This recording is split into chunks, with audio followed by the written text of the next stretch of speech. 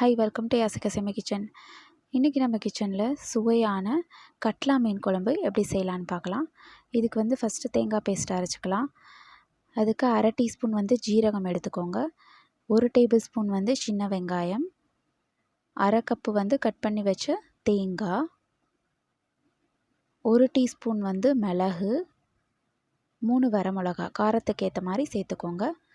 குழம்பு மிளகாத்தூள் 1 கப்பு எடுத்துக்கிறேன். இதை நல்லா தண்ணியில் கரைச்சி எடுத்துக்கோங்க. அப்புறம் மீன் நான் கட்லா மீன் 1 கிலோ எடுத்திருக்கேன். இதை நல்லா உப்பு போட்டு தண்ணியில் நல்லா வாஷ் பண்ணி எடுத்து வச்சுருக்கேன். இப்போ ஒரு கடாயில் 1/4 கப்பு நல்லெண்ணெய் எடுத்துக்கோங்க. எப்போவுமே மீன் குழம்புக்கு நல்லெண்ணெய் சேர்த்து பண்ணிங்க அப்படின்னா ரொம்ப நல்லா இருக்கும், டேஸ்ட்டாக இருக்கும். எண்ணெய் காஞ்சதுக்கப்புறம் ஒரு அரை டீஸ்பூன்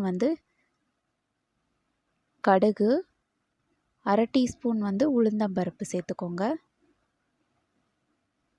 அதுக்கப்புறம் நம்ம 1 டீஸ்பூன் வெந்தயம் சேர்த்துக்கலாம்.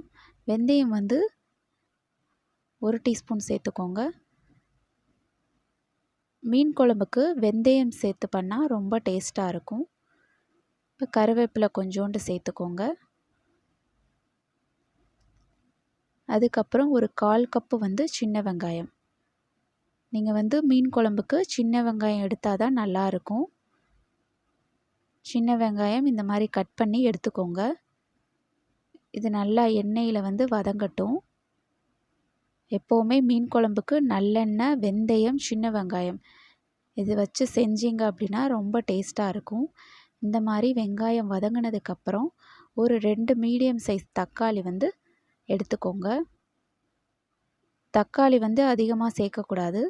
நம்ம மீன் குழம்புக்கு புளி கரைசல் தான் அதிகமாக சேர்க்கணும். தக்காளி 2 போதும்.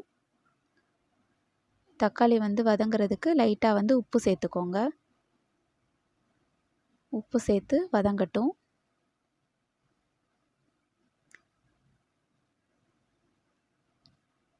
இந்த மாதிரி வதங்கினதுக்கப்புறம் புளி கரைசலுக்கு நான் இந்த சைஸ் அளவு புளி 2 மடங்கு புளி எடுத்துக்கோங்க. இதை தண்ணியில் ஊற வச்சு கரைச்சி எடுத்து வச்சுருக்கேன். புளி கரைசல் அதை சேர்த்துக்கலாம்.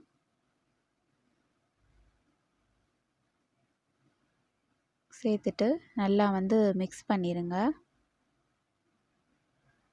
அதே மாதிரி நீங்கள் குழம்பு மிளகா பொடி காரமாக இருந்துச்சு அப்படின்னா வரமிளகா கம்மியாக சேர்த்துக்கோங்க.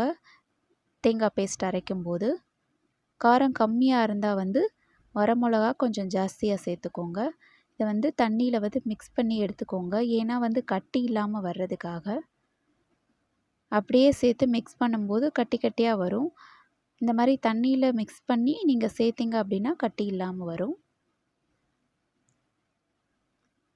இப்போ தேவையான அளவு தண்ணி ஊற்றிக்கலாம்.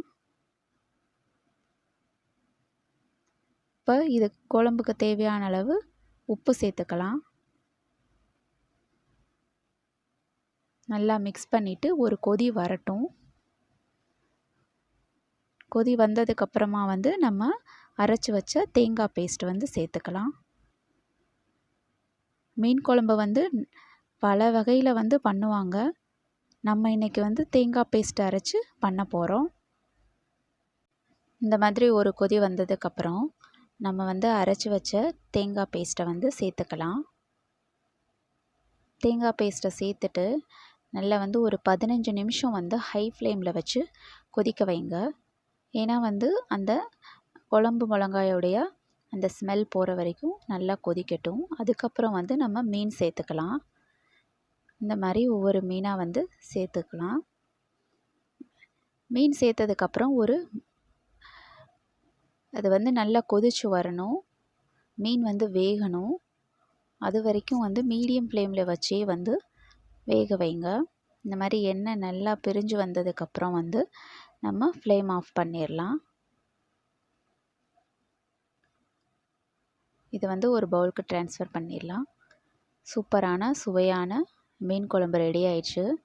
நீங்களும் வீட்டில் ட்ரை பண்ணி பாருங்கள். எப்படி இருக்குன்னு கமெண்ட் பண்ணுங்கள். என்னோடய சேனல் பிடிச்சிருந்தா சப்ஸ்கிரைப் பண்ணுங்கள். தேங்க்யூ.